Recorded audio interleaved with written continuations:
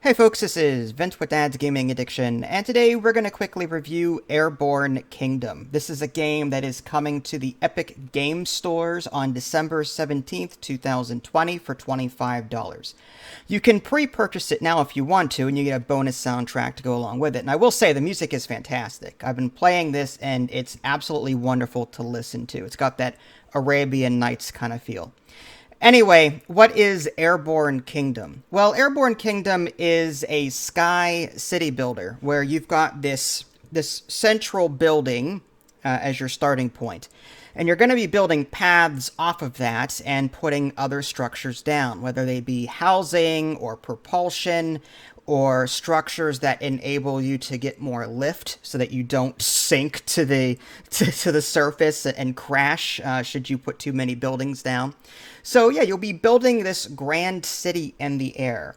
And this is an open world environment. So you'll be able to right click on the ground and you'll float to that destination in the air. On the ground, you've got various resources, like you've got oasis, which is for water. You've got little thickets of food, like bushes, so you'll be able to send people down to collect that. You'll be able to go down to forests and collect wood. You'll be able to get clay. And then if you have the appropriate building, you can turn that into the appropriate finished resource, which you can then use to, there's like an adobe kiln. You'll be able to process that clay appropriately and then get a finished good, which then you can use to construct other building types. There's glass in this game, so you can turn quartz into glass and different things like that. You also find these relics along the way. There's little like sites, like archaeological sites, and you send a worker down to it, and you collect these relics. Those are like, I hesitate to use the word premium currency. I like to think of it as bartering / research currency. You'll be able to visit major towns in this game, and you can trade in those relics for technology. Researchable technology. It doesn't grant you the technology right away, but it will unlock more technologies in your tech tree. Speaking of which, there is a tech tree in this game. Again, it starts off bare bones, and then you'll be using your relics to get more technologies along the way. You'll be able to research things like, okay, I need wings to be able to give myself more lift. The more buildings you put down, the heavier your city becomes in the air, and you need the appropriate amount of lift to keep it afloat. You also have to worry about tilt in this game. So if you put all of your buildings on one side of your city, your city will tilt and your people won't be too happy about that. So you have to sort of maintain a balance in the air as well.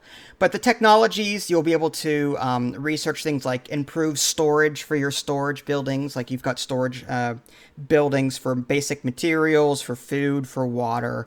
You can also research things like faster propulsion. You'll eventually be able to unlock things like farms and water condensers so that you can create your own food and water, as opposed to constantly going around trying to find these resources in the environment, send people down to collect them, and then move on to the next one.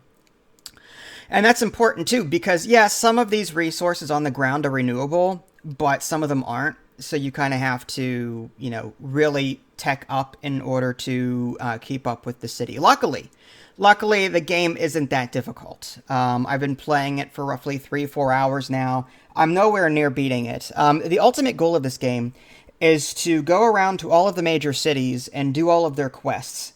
And in doing so, you'll unite the lands and cause, I guess, serenity and peace to be restored to the kingdoms, whatever.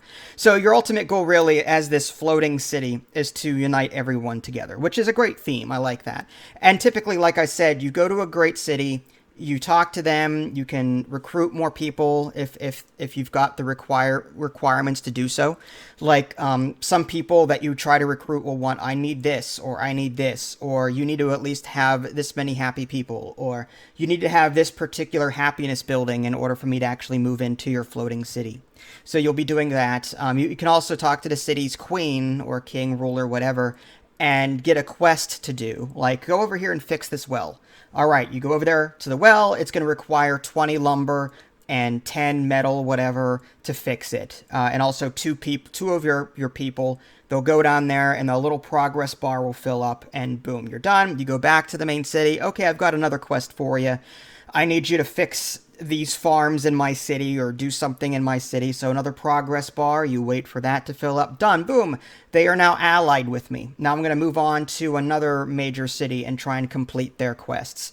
And these other cities, as you progress in the game, are going to be in territory that will have less and less resources. So again, it kind of forces you to build up your technology to the point where you become self-sufficient as opposed to constantly relying on the land for what you need. It's a really cool game. It feels casual enough for me to just sit back and have a good time with it.